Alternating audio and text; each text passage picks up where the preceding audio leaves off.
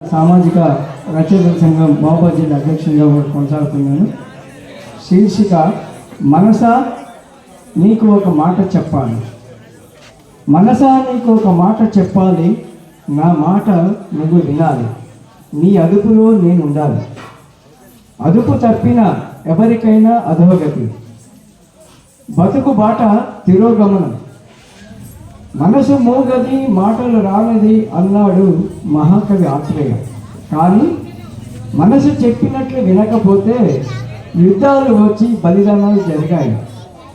నా మనసులోని భావాలు మాటలుగా. పౌరుడా నీకు ఒక మాట చెప్పాలి. భవిష్యత్తు నీ చేతిలో ఉండి బాధ్యతగా మెలగాలి. దేశ ఔన్నత్యాన్ని పెంచాలి. ఓ మానవ మృగమా నీకో మాట చెప్పాలి. పసి పూర్ణాలపై కామపు చూపుల క్రీనీడలు పడనీయక, చిరు బాల్యం చిదిమయ్యక, కసాయి మనస్సును వీడి కన్న తండ్రిగా రక్షణ కవచమై అనుక్షణం రక్షించు. ఓ రాజకీయమా నీకో మాట చెప్పాలి. ప్రజాస్వామ్య పరిరక్షణకై కుహనా కుతంత్రాలు వీడి కుల మతాల చిచ్చులు రేపక, వర్గ విభేదాలు రానివ్వక, ధనిక బీద వర్గాల తారతమ్యంకు తావివ్వక, ఐకమత్యాన్ని చాటు, దేశ సమగ్రతను కాపాడు. ఓ యువత నీకో మాట చెప్పాలి.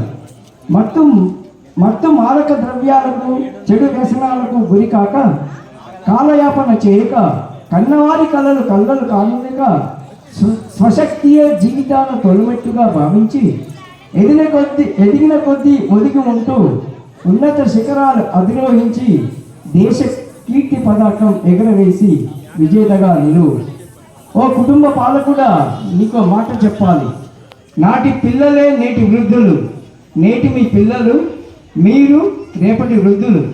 మీ కన్న తల్లిదండ్రులను, మీ అత్తమామలను వృద్ధాశ్రమములకు గురి కానివ్వగా, ప్రత్యక్ష దైవాలుగా భగవత్ స్వరూపులుగా భావించి మానవ సేవే మాధవ సేవగా భావిస్తూ జన్మ ధన్యతను పొందండి. తోటి వారికి ఆదర్శంగా నిలవండి. ఈ అవకాశం ఇచ్చినందుకు ధన్యవాదాలు.